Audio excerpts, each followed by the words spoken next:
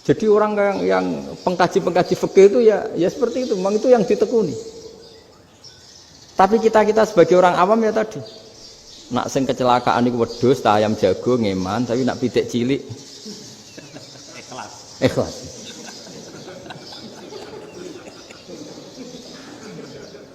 Makanya ada pertanyaan orang-orang, saya pernah ditanya itu ya bingung tenan. Gus, kalau ada orang mati oplosan misalnya, jenengan datang sholat enggak?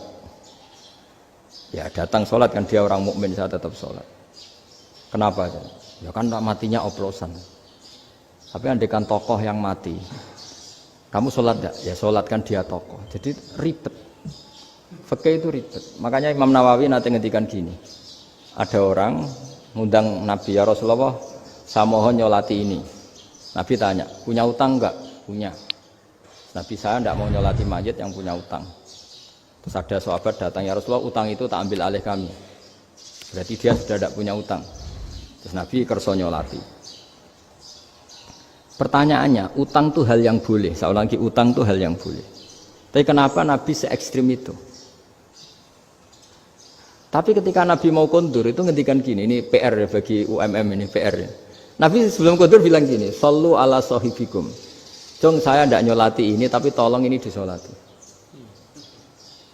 Terus kata Imam Nawawi, dianalogikan atau dikiaskan siapapun pelaku dosa besar atau mati dalam keadaan tidak benar, misalnya pas dugem mati, pas oplosan mati, itu sebaiknya tokoh-tokoh itu enggak nyolati, karena nanti dianggap penghormatan. Misalnya Ketua PP Muhammadiyah, rektor nyolati wong mati oplosan, kan keren. Mati oplosan disolati rektor. Ya sudah, tapi kalau nggak disolati nanti ada tradisi yang keliru, yaitu janazatul muslim tidak ngalami disolati. Padahal siapapun yang muslim, janazahnya harus disolati.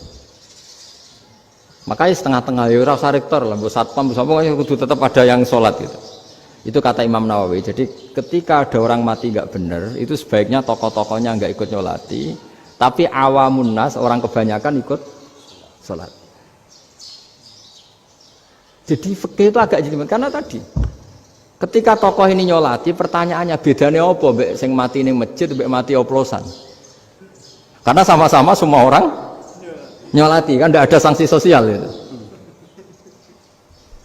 Tapi ketika nggak disolatkan sama sekali, wah lebih parah lagi. Ini ada janazatul muslim tidak disolati.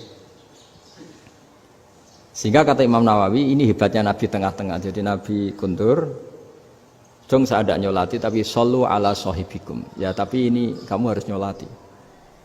Kata Imam Nawawi, orang yang mati bunuh diri, orang yang mati oplosan, orang mati secara enggak benar itu asal dia muslim tetap wajib disolati, karena sholat ini hakul muslim. Kan seorang muslim diantara haknya apa? Ketika mati dikafani, dimandikan, disolati. Tapi ini masalahnya matinya pas murtakibul kabiroh, pas melakukan dosa besar. Dan itu sebab kematiannya. Kalau dia oplosan, kan sebab matinya ya karena oplosan. Ya kan terus ribet.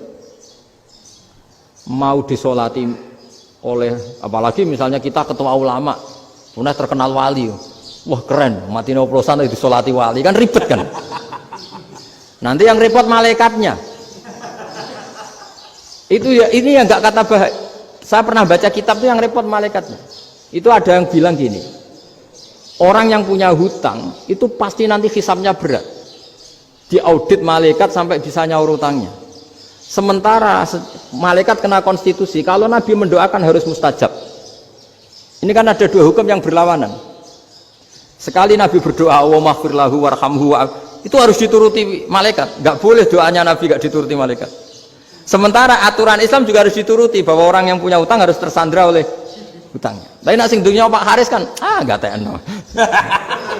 Nggak ngefek gitu. Jadi misalnya Pak Haris dungo sampai nangis semua maghfir lahu kan, nggak ngefek. Malaikat nggak itu, nggak sudah.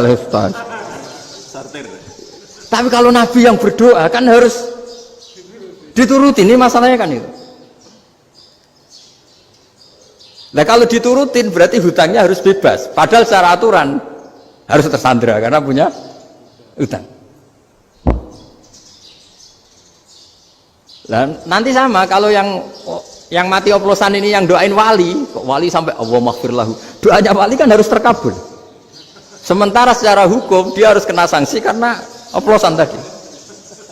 Daripada ngerepotno malaikat, sudahlah wali-wali ini tidak usah ikut nyolatin. Yang nyolati ya orang-orang nggak jelas ini, sehingga kan malaikat kan santai aja kalau mau nyeksa. Loh tapi kan sudah didoain, nggak ngefek. Karena doanya orang-orang nggak penting. Itu ada tuh di sarah Muslim itu. Di sarah Muslim di bab ketika Nabi ngintikan babu qauli Rasulullah sallallahu alaihi wasallam sallu ala sahibikum. Jadi belajar fikih itu asik ya. Karena tadi harus dipelajari. Kalau enggak ilmu ini hilang. Terus nanti takutnya lagi ilmu fikih itu direduksi sosial. Terus misalnya gini, pepe wong cilik wae kiai-kiai ra gelem nyolati. Orang melihatnya ini karena yang oplosan wong cilik om larat ra disolati. Jajal bupati ya disolati, mergo amplopnya gede-gede kan terus ruwet kalau dianalisis gitu kan ruwet. Makanya kenapa saya harus ngomong fikih supaya semuanya itu enggak didudukkan urusan sosial itu. Nah kalau semuanya didudukkan sosial kan sentimennya sentimen sosial. Ribet. Padahal yang sering mati oplosan itu kan wong-wong cilik gitu loh, karena tadi kalau wong sugih kan pakai whisky yang mahal yang insya Allah tidak mati kan gitu. Yang mati kan ya mergo Pertos macam-macam itu kan. Artinya ini kalau nggak diterangkan secara fikih, kiai-kiai yang nggak datang dikira masalah sosial kan. PP salam tempel era gede terus nggak datang kan terus jadi ribet. Ya makanya ini apa lewat pengajian ini supaya sampean lebih tahu ya bahwa khazanah Islam ini kata beberapa ulama kaafatal linnas, maknanya semuanya, sehingga Allah akan mentakdirkan kajian Islam akan ada di seluruh dunia. Jadi kenapa IAIN marak di Indonesia, UMM, Universitas NU banyak, karena agama ini kaafatal linnas, tidak miliknya orang Arab tapi milik semua. Orang alimnya juga gitu. Ketika ada liga alim seluruh dunia, itu orang Indonesia, orang Afrika, ya selalu ada orang alim yang kelas dunia. Seperti dulu ada Imam Bukhari, itu as-sakhul kutub ba'da kitabillah. Kitab terbaik setelah Quran itu Bukhari. Padahal dikarang oleh orang Uzbek. Kata siapa? Islam As-Sobyan, orang Arab ngakui kalau kitab paling sahih itu Bukhari. Mekah Madinah pun ngakui kalau kitab paling sahih Bukhari. Padahal pengarangnya ada orang Arab. Orang mana? Uzbek. Imam Ghazali yang diakui seluruh dunia itu Atos itu ikut Persia. Juga bukan orang Arab. Sibawayh, jadi orang Persia. Nah, ini yang belum ada orang Malang ini, tinggal PR ini. Ya, nyusul ya. Ya, saya kira demikian. Assalamualaikum warahmatullahi wabarakatuh.